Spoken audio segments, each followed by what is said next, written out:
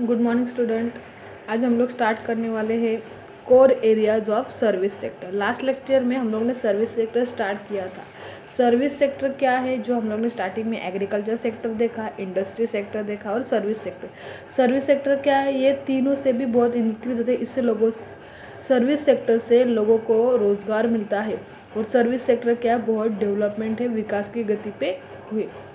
Core areas of service sector मतलब कि सेवा क्षेत्र के मुख्य घटक क्या क्या है।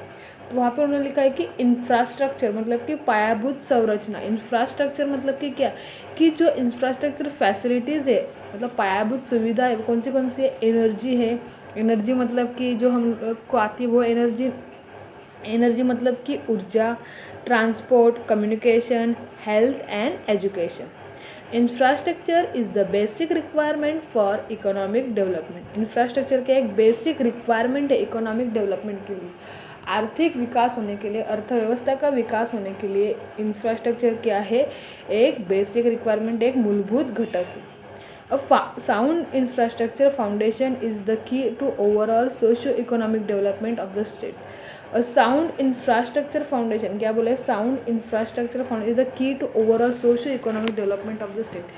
इंफ्रास्ट्रक्चर की वजह से, इंफ्रास्ट्रक्चर फाउंडेशन की वजह से क्या है, एक की मतलब कि गुरु के लिए हम लोग उसको बोल सकते हैं, किसके लिए, socio economic development of the state, सामाजिक अर्थव्यवस्था का विकास करने के लिए वो क्या है, बेसिक रिक्वायरमेंट है, इम्पॉर्टेंट है। This act as a magnet for attracting additional investment into the state and thus provide a competitive edge to it over other state. ये इंफ्रास्ट्रक्चर फैसिलिटी है कि एक मैग्नेट, मैग्नेट मतलब क्या, हम लोग क्या बोल सकते हैं कि आकर्षित होते हैं उससे, क्या बोले, फॉर अट्रैक्टिंग, एक चुंबक जैसी होती है, फॉर अट्रैक्टिंग किसके लिए, आकर्षित होने के लिए एडिशनल इन्वेस्टमेंट महाराष्ट्र स्टेट में जो दूसरे इन्वेस्टर्स है, जैसे कि एफडीआई फॉरेन इन्वेस्टर्स है या अदर स्टेट के इन्वेस्टर है, वो आकर्षित होने चाहिए कि वो कहाँ पे इन्वेस्टमेंट कर सके, महाराष्ट्र स्टेट में, into the state and thus provide a competitive edge it to over other state। मतलब दूसरे स्टेट्स के तुलने कंपैरिजन में महाराष्ट्र स्टेट में क्या होना चाहिए, ज़्यादा से ज़्यादा लोग क्या करने चाहिए, इन्वेस्टमेंट करनी चाहिए। Adequate infrastructure facility are an absolute necessity for rapid achievement of sustainable economic growth। क्या बोला उन्होंने, एडिक्वेट इंफ्रास्ट्रक्चर फैसिलिटी, कि other infrastructure facility are absolutely necessity है, कि एब्सोल्युटली नेसेसरी है, कंपलसरी है, for rapid achievement of sustainable economic growth, शाश्वत economic growth के लिए, शाश्वत आर्थिक ग्रोथ के लिए क्या है, अत्यंत ज़रूरी है, नेसेसरीली है, क्या है, इंफ्रास्ट्रक्चर डेवलपमेंट, इंफ्रास्ट्रक्चर फैसिलिटी। अभी उन्होंने क्या किया, नीचे क्लासिफिकेशन ऑफ इंफ्रास्ट्रक्चर, जो इंफ्रास्ट्रक्चर है उसका क्लासिफिकेशन किया, उसका वर्गीकरण किया, उसको डिवाइडेशन किया, दो पार्ट्स में उसको डिवाइड किया है। फर्स्ट है इकोनॉमिक इंफ्रास्ट्रक्चर, सेकंड है सोशल इंफ्रास्ट्रक्चर। इकोनॉमिक इंफ्रास्ट्रक्चर के और तीन पार्ट्स उन्होंने बनाए, energy, transport and communication. Social infrastructure में उन्होंने दो पार्ट्स किया, हेल्थ एंड एजुकेशन। अभी हम लोग को एक एक पार्ट का क्या करना है, वहाँ पे स्टडी करना है। आपको अगर क्वेश्चन आए कि क्लासिफिकेशन ऑफ इंफ्रास्ट्रक्चर मतलब कि क्लासिफिकेशन ऑफ इंफ्रास्ट्रक्चर, इंफ्रास्ट्रक्चर के दो टाइप्स उन्होंने किया, एक economic infrastructure and social infrastructure. Economic infrastructure के तीन पार्ट्स है, energy, transport and communication, and social infrastructure के हेल्थ एंड एजुकेशन। अभी उन्होंने इकोनॉमिक इंफ्रास्ट्रक्चर के बारे में स्टडी करना है हम लोग को यहाँ पे। It facilitate production and distribution of goods and services for economic development. It facilitate मतलब कि इकोनॉमिक इंफ्रास्ट्रक्चर क्या सुविधाएं है, क्या उसकी फैसिलिटीज़ है। It provides production and distribution of goods and services. Production मतलब कि कोई प्रोडक्ट बनाते हैं, goods and services for economic development, किसके लिए, आर्थिक विकास के लिए वो क्या प्रोवाइड करते हैं, गुड्स एंड सर्विस प्रोवाइड करती है। Measures for development of economic infrastructure, measure मतलब कि उपाय, किसके लिए है, डेवलपमेंट, विकास, किसका विकास, इकोनॉमिक इंफ्रास्ट्रक्चर, आर्थिक पायाभूत सुविधा का विकास के लिए गवर्नमेंट ने क्या क्या मेजर्स, क्या क्या उपाय योजना की, हम लोग को नीचे स्टडी करनी। आपको पता है हम लोग स्टार्टिंग जहाँ पे अभी पढ़ा है, इकोनॉमिक इंफ्रास्ट्रक्चर क्या है, it facilitate production goods and facilitate production and distribution of goods and services for economic development. आर्थिक विकास के लिए उन्होंने क्या किया, आर्थिक विकास के लिए प्रोडक्शन एंड डिस्ट्रीब्यूशन का फैसिलिटीज़ वो प्रोवाइड करती है। Measures for development of economic infrastructure, उसमें फर्स्ट है increasing install capacity of electricity generation. Increasing install मतलब कि बढ़ाई, उन्होंने क्या बढ़ाई, कैपेसिटी ऑफ इलेक्ट्रिसिटी जनरेशन, वीज निर्मित की क्षमता है वो बढ़ाई है।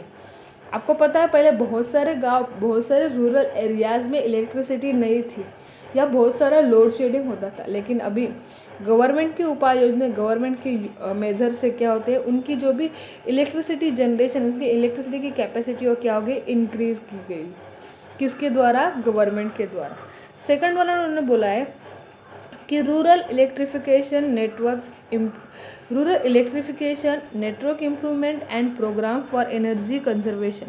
रूरल इलेक्ट्रिफिकेशन मतलब कि ग्रामीण विद्युतीकरण, network improvement and programmes for network improvement मतलब कि अभी आपको पता है हम लोग गांव में जाते हैं, कोई कोई सिम पे क्या होता है, नेटवर्क का इश्यू होता है, नेटवर्क वहाँ पे इम्प्रूव करना।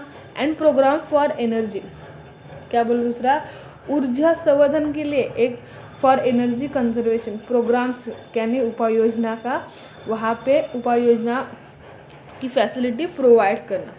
रूरल इलेक्ट्रिफिकेशन मतलब कि ग्रामीण विद्युतीकरण, नेटवर्क इम्प्रूवमेंट करना मतलब नेटवर्क की सुधारना करना।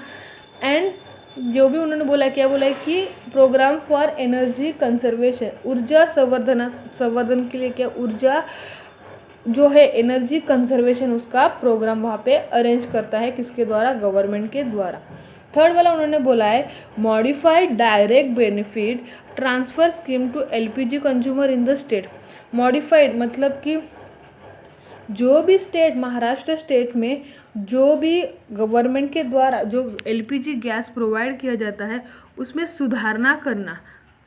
जो भी महाराष्ट्र स्टेट में जो ग्राहक है एलपीजी कंज्यूमर से, उनको राज्यातील जो भी महाराष्ट्र स्टेट में राज्य में जो भी ग्राहक है उनको सुधारित एलपीजी गैस योजना का क्या मिलना चाहिए, लाभ मिलना चाहिए। उनको सभी को एलपीजी मतलब कि गैस क्या प्रोवाइड होना चाहिए।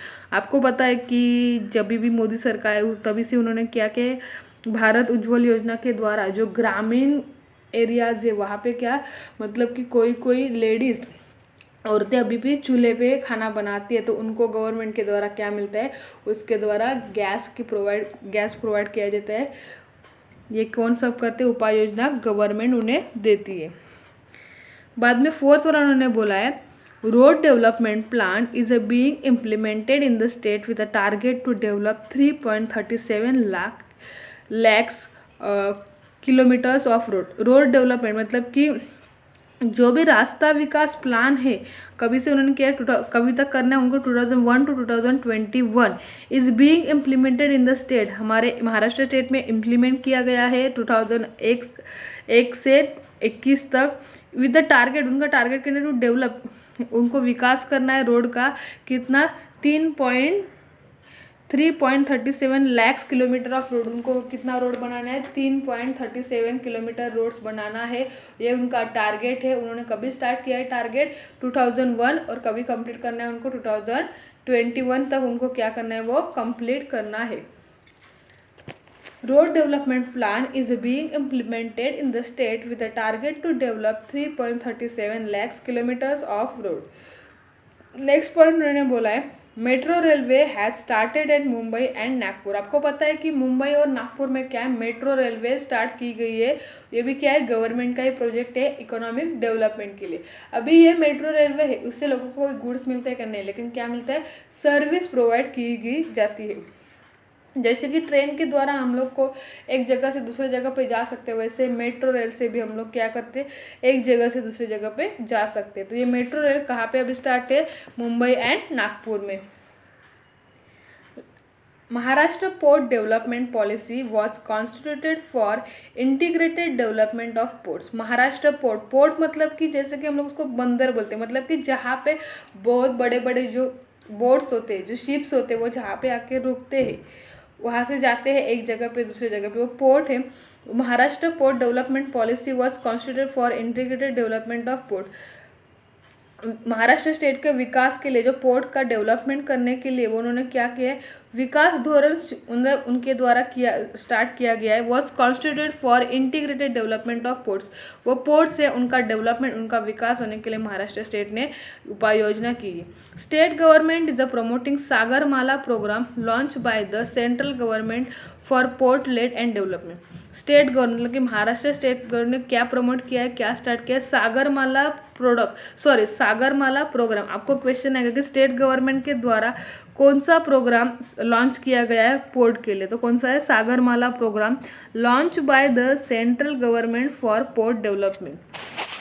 7th वाला लास्ट वाला पॉइंट है, internet subscriber base was 5.45 crore in Maharashtra as on 30 September 2017 which is the highest amongst all the state। Internet subscriber, आपको अभी इंटरनेट के बारे में मुझे ज़्यादा एक्सप्लेन करने की ज़रूरत नहीं, मुझसे ज़्यादा तो आपको पता होगा। इंटरनेट सब्सक्राइबर कितना है, बेस वॉज 5.45 करोड़ इन महाराष्ट्र। महाराष्ट्र में इंटरनेट सब्सक्राइबर कितने हैं, 5.45 करोड़। कभी का है ऑन 30 सितंबर 2017 तक का उन्होंने जो किया है वो 2017 तक कितना था, 5.45 करोड़ विच इज़ वो क्या है पूरे, ये है क्या स्टेट में सबसे ज़्यादा है। दूसरे स्टेट से कंपेयर करते थे, दूसरे स्टेट से कंपेयर द्वारा किया जाता तो महाराष्ट्र स्टेट में इंटरनेट सब्सक्राइबर क्या है, सबसे ज़्यादा है। ये क्या है, इससे गवर्नमेंट हमारा क्या हो सकता है, महाराष्ट्र का डेवलपमेंट हो सकता है। हम लोग ने अब जो स्टडी किया है वो किसके द्वारा किया है कि महाराष्ट्र का इकोनॉमिक सर्वे, जो इकोनॉमिक डेवलपमेंट है इसके लिए सर्विस सेक्टर के बारे में स्टडी किया।